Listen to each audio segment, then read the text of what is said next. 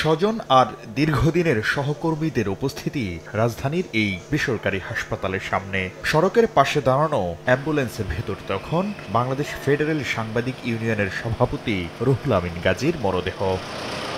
কিডনির জটিলতা, উচ্চ ডায়াবেটিক ও ব্যাকপেন সহ নানা রোগে আক্রান্ত হয়ে এই সাংবাদিক নেতা গত 2 দিন ধরে চিকিৎসাধীন ছিলেন হাসপাতালটিতে। স্বজনরা জানান, মঙ্গলবার রাত 9টার দিকে শেষ নিঃশ্বাস ত্যাগ করেন তিনি। রুহুল আমিন গাজীকে সাংবাদিকদের অধিকার আদায়ের আন্দোলনে আপোষহীন উল্লেখ করেন তার সহকর্মীরা। তার চলে যাওয়াকে অপূরণীয় ক্ষতি বলেও মন্তব্য করেন কেউ কেউ। উনি সাংবাদিকদের ওয়েস বোর্ড সহ প্রতিটি ন্যায়সঙ্গত আন্দোলনে উনি যে সরকারি থাকুক না কেন তার নিজের অবস্থান থেকে সোচ্চার ছিলেন এবং অধিকার আদায় করেই ছাড়তেন, এমন একটি অবস্থা ছিল। সারা বাংলাদেশের সাংবাদিকরা তার কথা সারা জীবন মনে রাখবে, কারণ এই ধরনের একজন বলিষ্ঠ নেতা এবং একজন জাতীয়তাবাদী সাংবাদিক নেতার অভাব কখনোই পূরণ হবে না।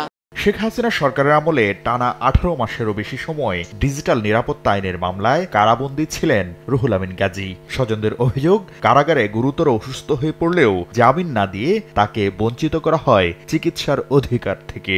সদ্য পতিত যেই জালেম সরকার আমার বাবাকে 17 মাস জেলে রাখছিলেন, তারই ফলস্বরূপ আজকে তারা এত দ্রুত আমাদের মাঝ থেকে চলে যাওয়া।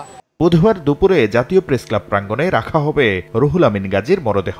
বাদ জোহর জানাজা শেষে দাফন করা হবে রাজধানীর শাহজাহানপুর কবরস্থানে। 1953 সালে চাঁদপুরে জন্মগ্রহণকারী রুহুল আমিন গাজী দৈনিক ইত্তেফাক পত্রিকায় রিপোর্টার হিসেবে কর্মজীবন শুরু করেন। মৃত্যুকালে পরিবারে রেখে গেছেন স্ত্রী, 2 মেয়ে ও 1 ছেলেকে।